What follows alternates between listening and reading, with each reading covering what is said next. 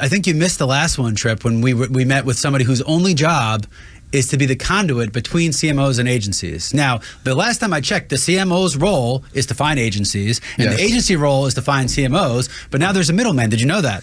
You know, it's wonderful that someone has found a gap, but the problem is there shouldn't be the gap.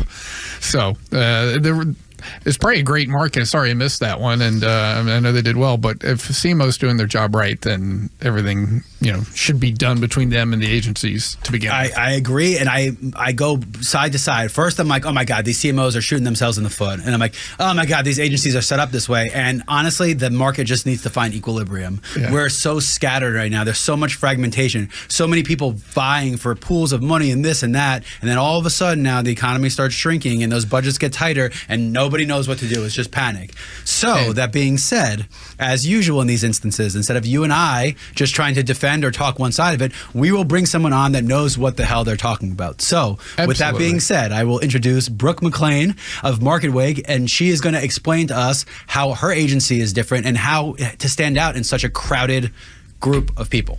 I'm thrilled to be here. We're thrilled to have you. Yeah, and I listened to that episode. I know that guy.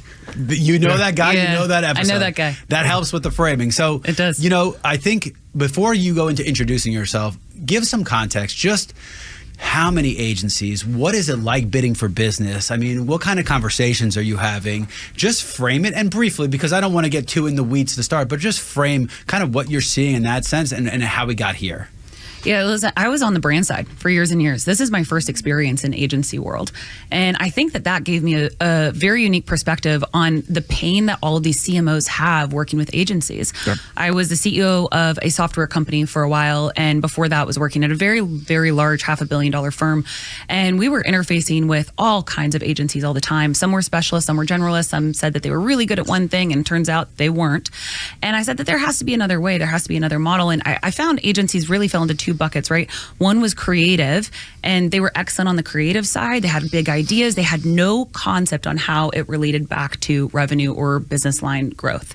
And then the other was more analytical, where maybe they understood what integrations look like, what the CMS needed to be, how everything integrated, but they really were not creative. And there was a huge gap, because I think that if you're going to make a name for yourself from a marketing perspective, you have to think about what your brand means and says, and then also how you drive bottom line. Yeah, but isn't that I think that's the fundamental problem with marketing right now, is the match of art and science, and the mix of art and science is what people are having the hardest time with, right? All the old school creative CMOs have been forced and pushed out for all these analytical people, right? But the last time I checked, it is very hard to create an emotional connection with data.